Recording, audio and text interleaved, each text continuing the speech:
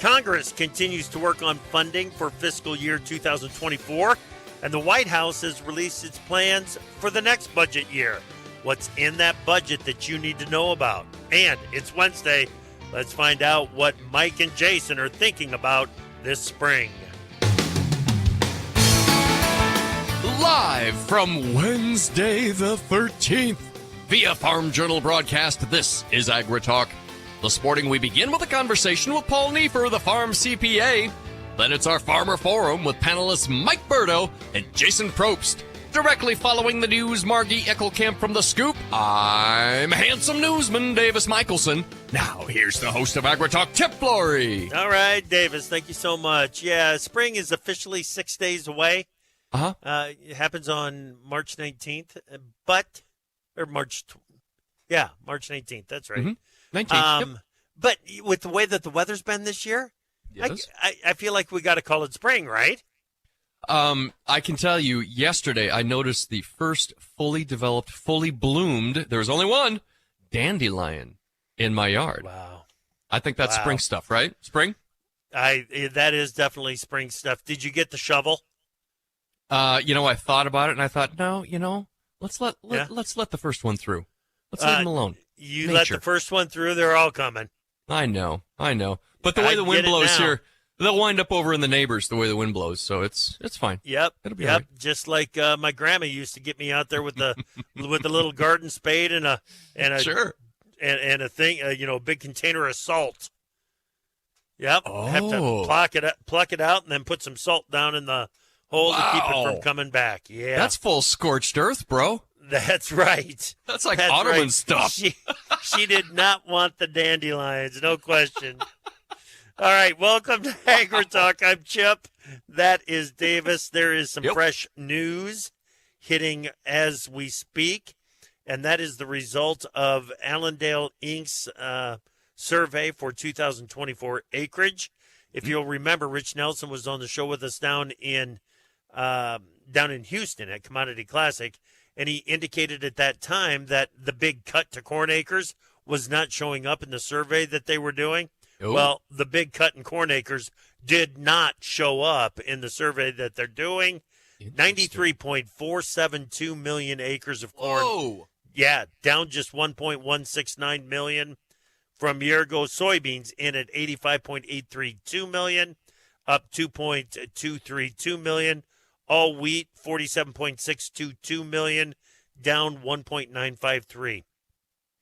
So, wowzers. Okay. That's a huge corn number. I don't know if it's going to have much impact on the markets today, but it's going to give guys something to think about. All right. What else you got in the news? Well, let's think about the National Weather Service. Heavy snow develops over central Colorado Wednesday night into Thursday, followed by rain and mountain snow across the Four Corners and into the southern high plains Thursday into Friday. Strong to severe thunderstorms possible from the Midwest to the southern plains from this evening into Thursday. Strong to severe thunderstorms with a slight risk of excessive rainfall expected Thursday evening into early Friday from the southern plains to the mid-south. I think here in KC we're expecting some thunder boomers overnight. Yeah, just keep watch, especially around I-80, I believe, is kind of the line that we need to watch most closely. Well, I'll have to check that for later. We touched on this in the PM show yesterday, but Choice Box beef pushed above $310, and Select is nearing $300. While movement has slowed, the strengthening wholesale prices are boosting packer margins, and this will be a test for the consumer, Chip. Oh, definitely. They're going to push those wholesale prices over to the retail side, so we'll see how the consumers respond. Well, Chip, the White House will reportedly provide $300 million in additional weapons to Ukraine as more funding remains held up in Congress. The announcement comes as the Ukrainian military is facing dire weapons shortages in its 2-year war with Russia. Meanwhile, Russian President Vladimir Putin says while nuclear war is not imminent, his country is militarily and technically prepared for such a scenario. Former President Trump and current President Biden clinched their party's presidential nominations yesterday after winning enough delegate votes to cross a key threshold, cementing a rematch. The rematch is on, Chip. Yeah, great. Yeah, dandy. Let's get to it. Put them on a stage. Let's get a debate going and see what it looks like. Let's get it over with. After saying last fall he would not seek re-election, Representative Ken Buck, a Republican from Colorado, announced on Tuesday he would leave Congress March 22nd, further shrinking the GOP's already razor-thin majority. Chip Buck was a member of the ultra-conservative House Freedom Caucus and was one of 8 Republican lawmakers to join in ousting then Speaker McCarthy. Yeah, if you thought it was tight before for the Republicans to get something through the House, it's even tighter now. In Argentina, the monthly inflation rate dipped to 13.2% in February. That's down from 20.6% in January, which is down from 25.5% in December. However, Chip, the annualized inflation rate remains extraordinarily high at 276.2%, maintaining Argentina's position with the highest inflation rate globally. Yeah, is there a word above extraordinarily? I don't think so. No. Yeah, okay. Extraordinarily, I think is what it is. Okay. Cotton Australia raised its estimate for Australian production this year to at least 4.5 million bales after widespread rainfall boosted yields.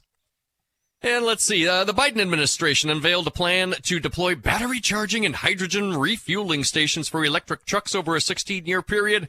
The plan initially focuses on 12,000 miles of freight-heavy interstates and major container ports in 4 phases, aiming to accelerate the adoption of battery electric and fuel cell electric trucks. Chip. Yeah, it's going to have to get a lot better before the freight companies decide that electric is the way to go, though. That's for sure. Agreed. All right, thank you, Davis. Let's bring in Margie Eckelkamp, editor of The Scoop. Good morning, Margie. Good morning, Chip. How you doing? Good. So what adjustments are ag retailers making to service growers that are interested in smart farming practices? Yeah, so we did a study, The Scoop did recently with our friends at Aimpoint, and it really highlighted 5 considerations for the ag retailer of the future. And all of these go back to smart farming, Chip. So that's 1, evolves from goods to services. 2, provides new inputs. 3, engages digitally. 4, supports data and traceability. And 5, serves as a gateway to technology. So the team at Farm Journal, our content team, we're really highlighting smart farming opportunities, both for farmers and their ag retail partners this week. Folks can find our full coverage on AgWeb as well as thedailyscoop.com, but maybe I'll highlight 4 technologies for retailers and 7 technologies for retailers about those 5 new aspects. And 1 would be selective spraying. Another, data analytics. 3, more connectivity. Also, prescription inputs, as well as streamlined ways for retailers and farmers to do businesses. A little bit farther on the horizon, but coming sooner than we think, gene-edited crops. And number 7 would be fields and plants that talk. So as part of our smart farming initiative, we just encourage everybody, perhaps try something new this year. Think about how a different technology, a new approach to problem solving might fit into your farming operation and your relationship with your retailer. Yeah, and turn it into dollars. That's what we've been talking about for years at Farm Journal and on AgriTalk is if these new farming practices turn into more dollars, then you need to adopt and move. There's forward. the win-win. That's right. Thanks, Margie. Thanks, Chip. All right, that is Margie Eckelkamp, editor of The Scoop. We've got Paul Neiffer up next.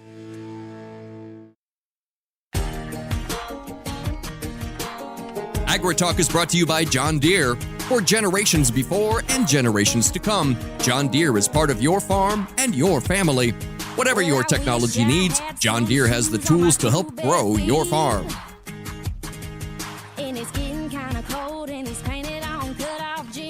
Welcome back to AgriTalk. I'm Chip. Glad that you are with us on this Wednesday morning.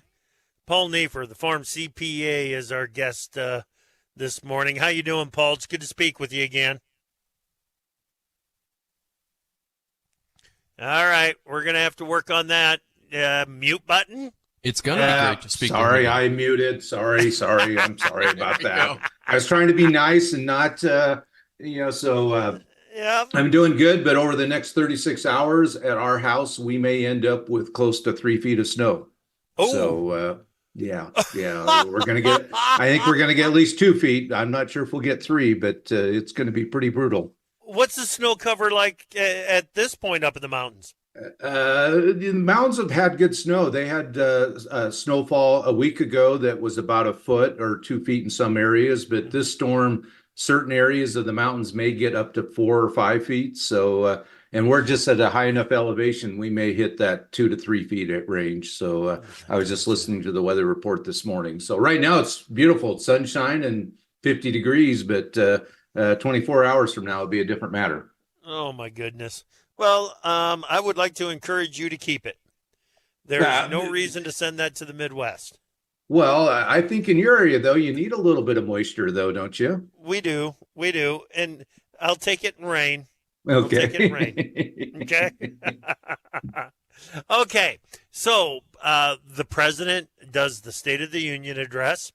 Yeah. The president, the White House, releases the budget.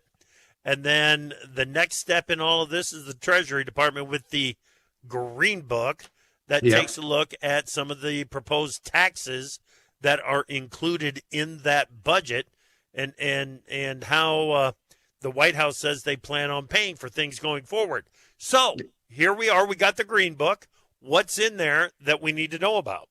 Well, do you want the good news or the bad news? Tell me which one you want first. Let's start with the watchdog stuff, the bad news. Okay. Well, that's a lot longer than the good news. So, and I did a blog post and I sort of called it "Here We Go Again," and it's basically rehashing what they've proposed the last few years, and we almost had put into law.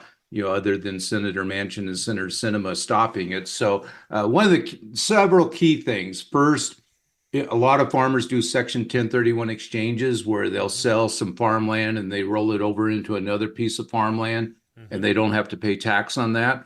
Right. The Green Book says that if you're a single taxpayer, you could exclude $500,000 a gain. Married couple would be $1 million. So that would affect quite a few farmers right now, with land values so high, especially if they own that land for 10 or 20 years. They have a pretty good sized gain. So that would be additional tax, even though they didn't gain any cash out of it, essentially. So that's one proposal. The other one that, I think eventually this is probably going to happen when we have a progressive, when Congress is full progressive, I'm going to call it. And that's the capital gains on any type of transfer, either during lifetime or at death. So let's say you have farmland, farm assets, you fully depreciated it, and it's worth $10 million and you give it away to your kids or they inherited it at death. They're going to have a capital gains tax. Now, the first $5 million is going to be exempt and $10 million for a couple. But and the other negative with this is the capital gains rate right now tops out at about 20%. This would actually increase the top rate up to 39.6%. Plus, you throw in the state of California or Iowa or wherever it might be, you're looking at about 50% that would be taxable at death with no estate tax owed. So this is a pretty, plus on top of it, potentially they have an estate tax that they're going to have to pay too. Right. And you said the odds of this passing with a quote unquote progressive Congress is really pretty good. Yes. If they get, let's say in the Senate, they get at least 55, 60 votes, definitely it will pass eventually. Now, will it stay? We don't know. Now, another area where a lot of farmers have not been facing what's called the net investment income tax or the self-employment tax, Medicare tax.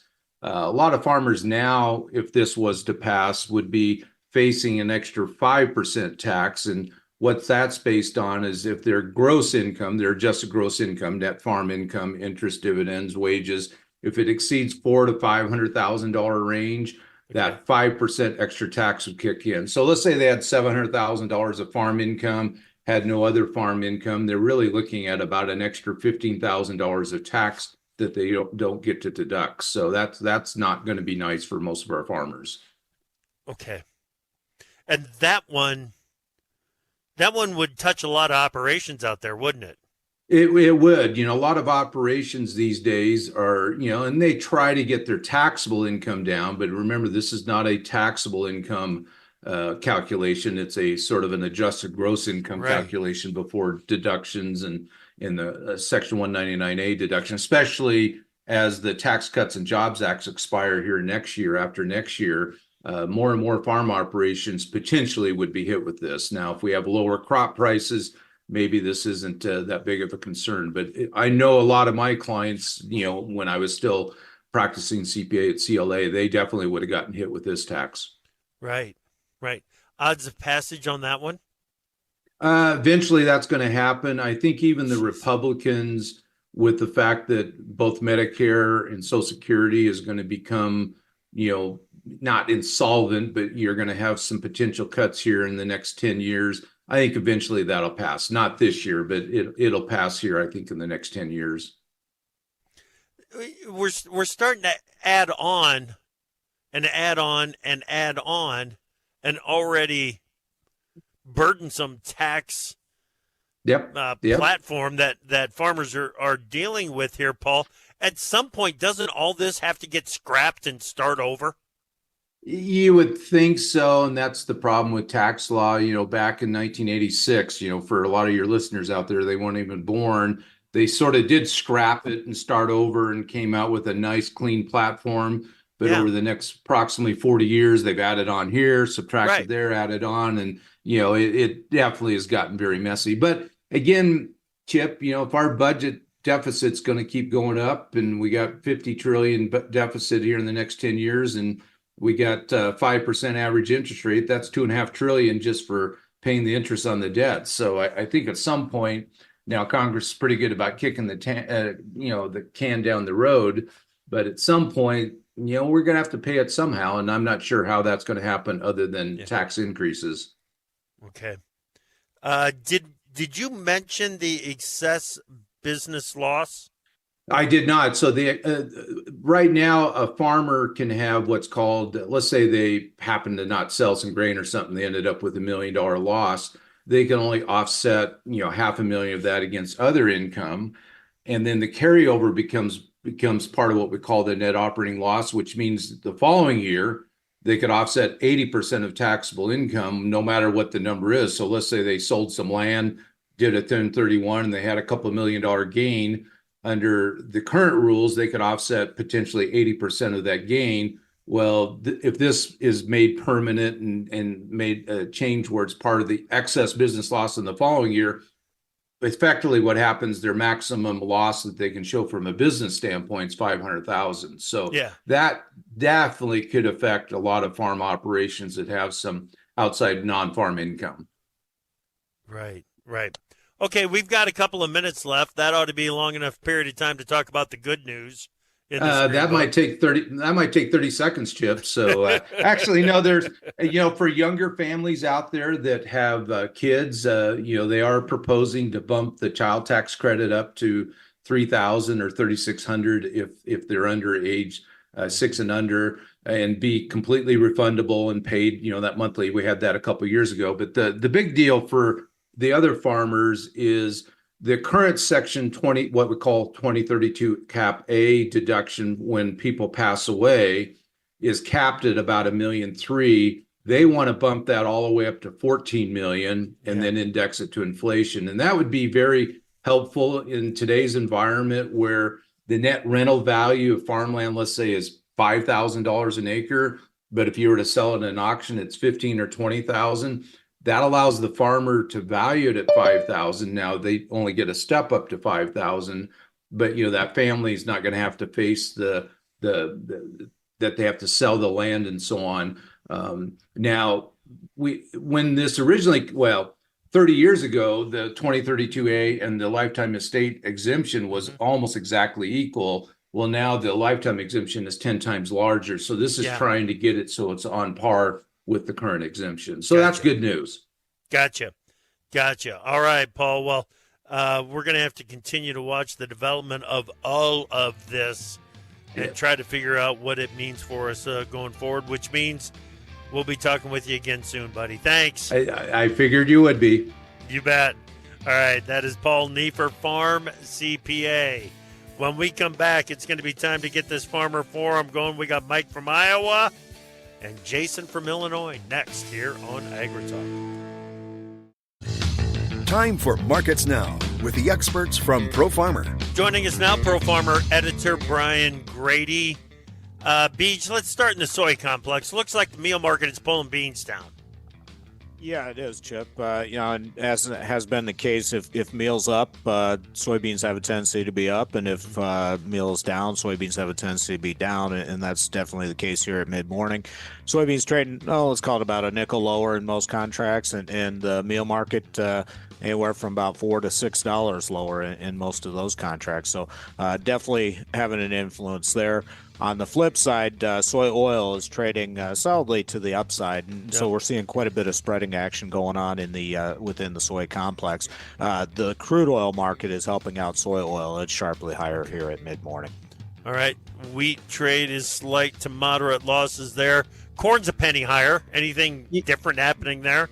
No, not really, to be honest with you. We just see that across the grain and soy markets, we aren't seeing concerted efforts to move higher across the board, and so I think that's just more indication that it's just corrective buying when we see moves to the upside, and just some light seller interest on days to the downside at this point. Gotcha. Okay, take us over to the livestock trade. We've got some strength in live cattle. Yeah, pretty solid gains actually here at mid-morning. And so, the overall trend in the past several weeks has been sideways. We've seen the cash market strengthen, and expectations are that we'll see firmer bids again. But cattle futures are just kind of waiting around and chopping sideways as we wait on that active cash cattle trade to develop. But definitely a firmer tone here at mid-morning. Feeders are mixed, and hogs are under heavy pressure. All right, Brian, thank you so much. That is Pro Farmer editor Brian Grady on Markets Now.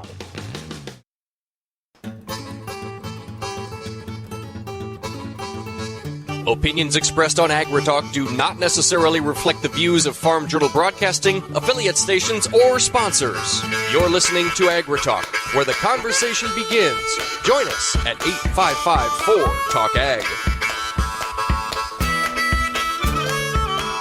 Welcome back to AgriTalk. I'm Chip. Glad you're with us on this Wednesday. That means it's time for this week's Farmer Forum. We've got Mike Berdo from Iowa. Mike, how's it going, buddy? Good, Chip. Yourself? Doing real fine, real fine. What you doing today? Just got done with chores and gonna start my day here a little bit, but I'm talking to you right now. Gotcha. Yeah, you've been doing quite a bit of manure spreading and grinding and keeping busy down there. It's been a good winter to raise cattle, hasn't it? Oh, my Lord, Chip Flory. Oh, it can't beat it. Can't beat it. Yeah, it's been really good. We locked, we're getting ready to calve here end of the month, and did a little bit of tillage here this week and last week, and going to start putting in some anhydrous here maybe after this rain blows through and start our growing year. Right. How have the calves been performing? Good. That snow we had there right after the first of the year really kicked their butt. It was brutal cold, 40 below, wind chills, wind, snow. It took them a good 2-3 weeks to recover, but they look really good now. Good to hear it. All right, stay right there, Mike. We've got more to talk to you about. Jason Propst over in Illinois. Hey, Jason, it's great to talk with you again. How are you, buddy? Doing well. It's spring is about here. Spring trainings, is in full swing, which means the season's right around the corner for baseball. So, it's a good sign to get the year going. Yep, no doubt. March Madness all over the place, right? Yep, that'll be the first thing here. We get to see who makes it in and what excitement. And hopefully, as an Illinois guy, I'm hoping we make it out of the first weekend and don't choke like we've done the last couple of years. So every team out there has got a story. Every team has got a story about not making it out of that first weekend. So that is goal number one for the basketball fans. What have you been working on, Jason? Biggest thing right now is with the way the markets have moved, the opportunities have presented us, whether the hogs or cattle side, with feed dropping like it has, it's presented a lot of opportunities that we did not think of. If you look 2 weeks or 2 months back, at the beginning of January, we were looking, to be following 23's course out here on the hog side, and just, another horrible year. And just, a tale of 2 months, and we're now looking at potential margins that are in the top 90th percentile as we do run the crush numbers. So it's given us a lot of opportunities, and that's things we keep talking, to our neighbors about a little bit is, hey, don't get lazy, seeing where the feed costs are, where hog markets are. We can lock in some great money through October and November out here as well. So. Gotcha. Okay. All right. Had the conversation with Paul Neiffer, and I'm not going to go through any of the specifics on of that conversation. All I'm going to say is that they look, these president budgets, when they come through, they always add on. And in the case of President Biden, it's, the wealthy individuals need to pay more of their fair share. And this is where it comes to you guys. Businesses, those greedy businesses, have got to pay more of their share when it comes to taxes. Mike, if they continue to add on, I mean, it's like I said to Paul, at some point you got to scrap all of this and just start over, right? Right. And honestly, I don't mind paying a little bit of tax. It shows me that I made money for that year. But yeah, I agree. We've been hearing the same thing year after year. We need more people need to pay their fair share, and in my opinion, it's never really happened. So I don't know what to do. I don't know what the right answer is. Yeah. And the thing is that's part of the problem. It's become so complicated that when we see some of these proposals, the first thing you wonder is is that a good idea or not? And right. And that's why you need to have a good CPA on your side to translate all that lingo to make sure you're doing everything okay. I don't know. Well, that's exactly what I was thinking about, Mike, when I was having the conversation with Paul, is there's no way that a small business, a large business, a farming operation can understand all of their tax liabilities or when they don't have to pay a tax. There's no way that they can understand it unless they've got a Farm CPA working for them. Correct. My CPA knowledge stops and starts at QuickBooks. Yeah. Jason, it feels like a pile-on for businesses, doesn't it? It is. It's the thing we look at is, I can talk about, when you guys are talking with Paul about the estate tax and changing. I mean, that's what it's hit in my family now is, my wife's grandfather passed away, which, last of her grandparents passed there. And so as the farm is moving into, the next generations there on them, those questions of how that estate tax is going to affect them. Where do we, go to as they've put some planning in place of how that's going to come down. But as it keeps changing, you've got to be in contact with your CPAs to figure out, what do I need to change across this? Because what was good 2 years ago may be a completely wrong idea now. Yeah. Right. Absolutely. Okay. I'm going to move on. Otherwise, I could beat myself up on that conversation. And so, it's probably best if we just move on this one. Jason, it seems like every time you get 2 or 3 hog producers together in the same room at the same time, disease control and animal health is going to be part of the conversation. You've been to meetings this winter. What have you learned? I think, it continues to be the forefront. And I think the biggest thing we always learn is the reason why we 2 of us talk is we've learned that communication is the key.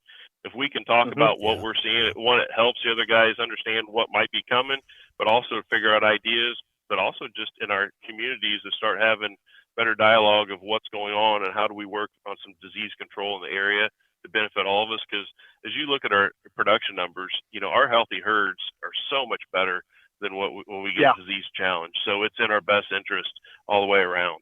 So. Yep. Mike, what about disease issues? Oh, go ahead, Jason. I was just going to say, ask Mike the same question. His standpoint, I know we've been fortunate here east of the Mississippi. We've not had the real PERS, breaks in that, Yeah. we've seen other years. What he's seen that direction. Well, we have been pretty PERS free, so to speak. But we're always having some flu issue or some strep or something that's not, we can treat fairly quick, but full herd health, we're very good. We've been pretty fortunate. Well, and you guys, for us here. Yeah, I think it's showing up in the number of pigs per litter. And I know that you're talking about the finishing house, but it's showing up in the farrowing house too with the number of pigs per litter, right? Yes, definitely. You look at pigs safe for sow, and just our numbers are back up on pigs per sow, and it would translate to more pigs out the door, out of the farrowing house, and all the way downstream. Yep. Well, a shortage of hogs is not on anybody's mind right now. But at the same time, Berdo, you sent me that note yesterday about the plant over in Perry, Iowa, the Tyson plant shutting down. That's 9,000 head. What are you hearing on that? What's the scuttle? I watching the 10 o'clock news last night, and of course, the mayor gets on there and tells everybody they've been in talks and trying to preserve what they can and see if they do shut it down, see if there's going to be a buyer for the building or the facility. Yeah. So I don't know. It seems like when big corporation like that has their mind's made up, and they just go forward with their plan. So I don't know. It might be too early to know what's going on, but it's never good when you hear that for the producer end up. Right. That's exactly right. I was thinking about it this morning, thinking, okay, well, it's towards the end of June before they actually shut this thing down. There could still be time for Tyson to change their mind, but you're talking about hundreds of workers and screwing with their lives if you flip flop on this decision. I don't think you put word out that you're going to close a pork plant unless you really plan on closing that pork plant down. Right. And if they flip-flop, like you said, then they'll think like, okay, where are we at next week? Are they going to do it again or, So I don't know. I hope everything, I don't know what to think. Yeah. And they say that it's because of the market conditions that are out there, but they've gone through a couple of quarters with some losses, but this hog market changes so fast, Jason, that the right decision for today is going to be different next week. Yeah, I don't have a good feeling about them changing their decision based on their staff that they brought in. One of the guys that came into them from Smithfield when Tyson lost all their people when they moved them down to Arkansas, his job had been closing plants at Smithfield and reallocating resources. And so we kind of figured that might be happen with when that came into Tyson, and it has happened. So I don't think we'll have that. The other thing is that their Madison, Nebraska plant's been losing pigs because one of their principal suppliers became a big part of Holstone. And so those pigs were leaving. And so the thought process right now is those pigs in that western Iowa corridor that might have been going into Storm Lake are going to get back into Madison, Nebraska, and ferry up into Storm Lake. Okay, I want to talk more about that when we come back here on the Farmer Forum.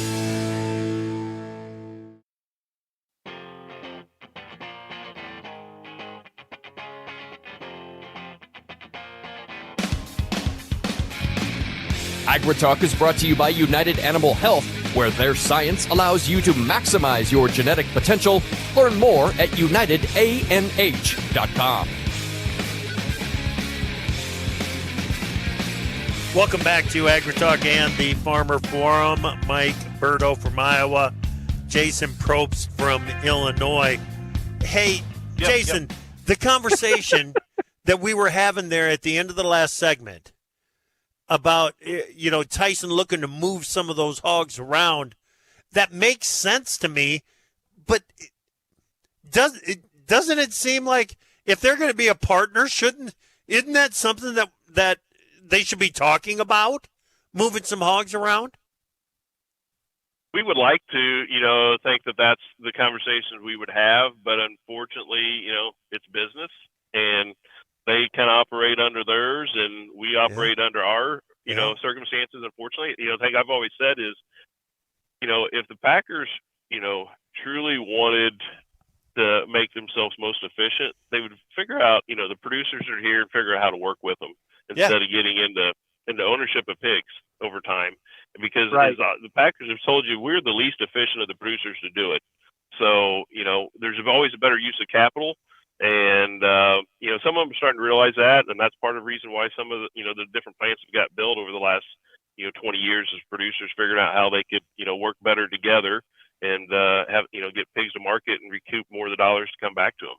So, yeah. Berdo, that makes a lot of sense, doesn't it? Yeah. Totally. I think, but when the Packer owns the livestock, it's little or no risk to the producer, and that sounds like a win-win for the producer. But I see what Jeff's saying, that they need a steady source of pigs, but if they're not making money, they're not going to be doing it. And you said this before in your show, Chip. It's a good thing that the Packer is making money because they want our product, whether it's pork, chicken, beef. The Packers got to make money, and if they're not, they're not going to want our product. Right. Yeah, and let's make sure that we're clear on that so that I don't get loaded up with emails here.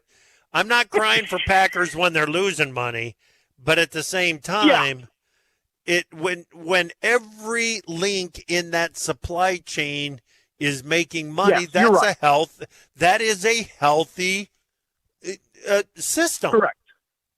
It's advantageous for everybody. Yep. Yes. Right. So, boy, that's something to think about.